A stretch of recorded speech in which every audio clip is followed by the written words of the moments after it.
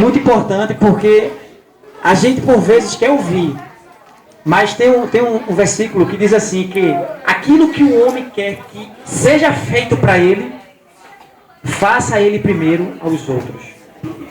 Então que possamos entender que o que a gente deseja, o que a gente acha bom, que possamos fazer, desde a ação às palavras que são importantes e elas constroem relacionamentos ou ela destrói relacionamentos. Depende daquilo que a gente viu. Então, a finalização é essa, gente. Quer falar? Tem que falar com a gente, não pode falar segredo aí não. Então, olha só, gente.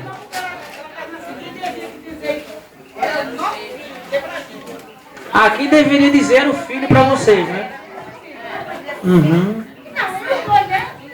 Ó, gente. A relação, ela deve ser, na verdade, mútua. Ela deve ser, né? Deve haver uma troca. E geralmente...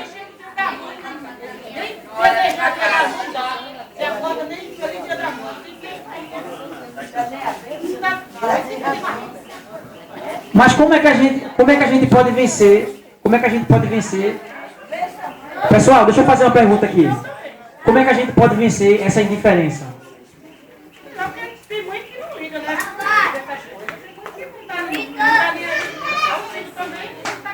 Aham.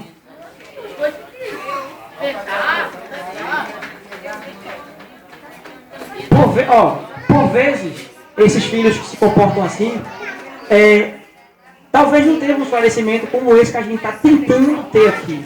A importância dessa relação de carinho, de palavras, entendeu? De expressão do que se sente. Todos que veem no pai aquela afinidade, aquele jeitinho meigo, aquele cuidado com a mãe, e diz, poxa, você é feito meu pai, e se inspira no pai. Então, a mesma coisa quanto a mãe. Quando há uma atitude dessa da mãe com o filho, chega uma hora que ele se quebra, amiga. Não existe ninguém que resista a um ato de bondade. Reivindicações. Mas eu estou tentando explicar a senhora exatamente essas atitudes. Exatamente. Isso é uma coisa que é contestada.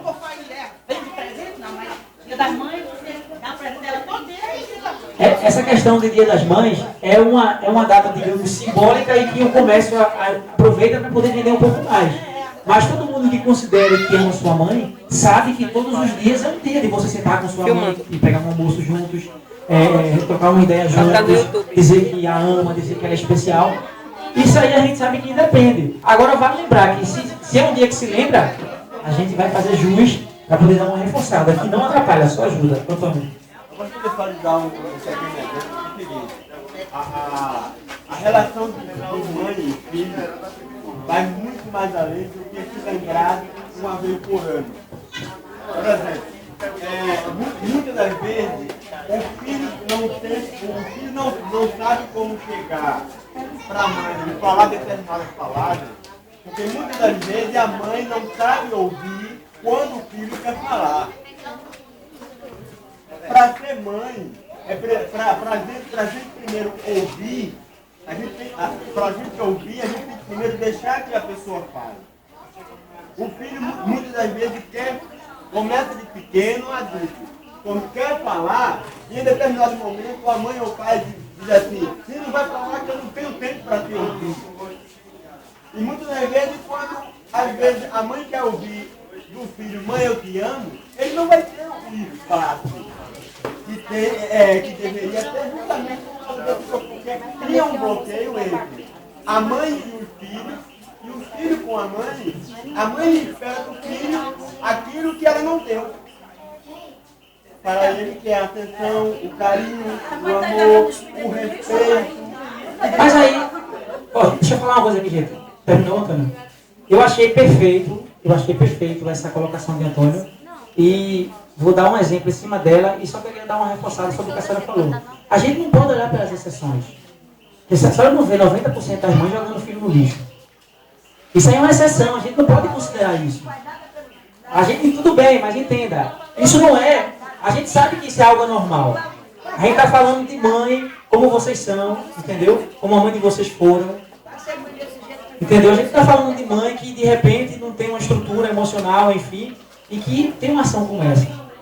Tá joia? Então olha só, gente, essa questão do bloqueio é muito interessante. Por quê? Quando a criança nasce, é aquela papulagem toda, né? Meu filho, não sei o quê, o menino nem fala ainda. Aí a mãe chega e diz, olha, você precisa ver o que foi. Aí a vizinha diz, o que foi, o que foi? Ele é incrível, o que foi? O menino tem 1 ano e 6 meses já. Aí ela diz, o que aconteceu, menino? Ele fala, papai. Toda criança com 1 ano e 6 meses fala isso. Mas ela acha que isso é incrível. Aí o menino começa a falar, sabe? Aí, vai, fala pra mamãe, fala mamãe, fala titi, todo mundo faz aquela festa. Quando a criança vai acontecer na escola, quer falar o que falaram pra ele, sabe? Quer falar N coisas, é o tempo que quer falar tudo. Mas há um bloqueio de fato. Não tem como negar isso. Ah, por quê? A mãe não tem essa, por vezes, a mãe não tem essa sensibilidade de ouvir essa fase que ela tá e quer que ele fala tudo o que aconteceu. Aí vai bloqueando. Menina, já falei que depois a gente conversa. Aí vai nessa. Aí a menina cresce, tem 13 anos. Aí você percebe que ela está começando a se comportar diferente, ou um rapaz. Aí você começa a se preocupar, porque ela pode se perder. Aí você chega junto, mamãe, filha, olha. Lembra no início, falar? Aquele exemplo. Depois a menina vai crescendo, não quer falar. Cala a boca, menina, tu fala demais. Aí quando chega a 13 anos, olha, você pode correr com a mamãe, viu?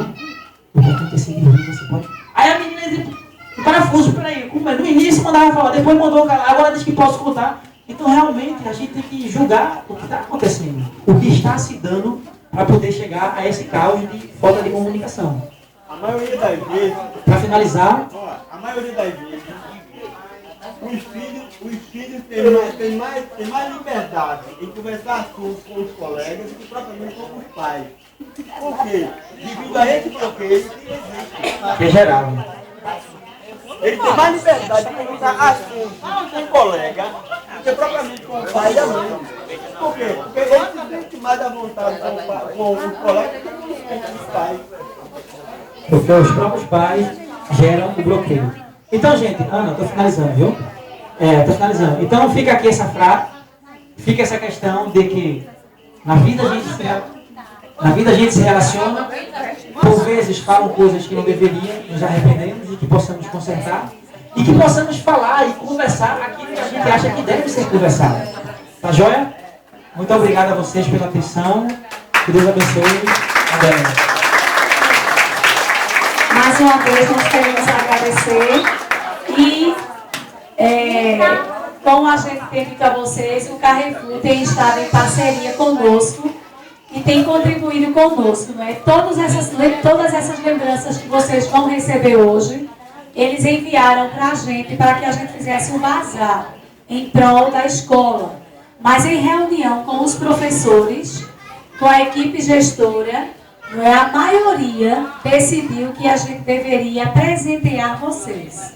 Não é? Então, a nossa escola está presenteando vocês com o apoio do Carrefour. E como pela tarde eu presenteei o palestrante, eu gostaria de convidar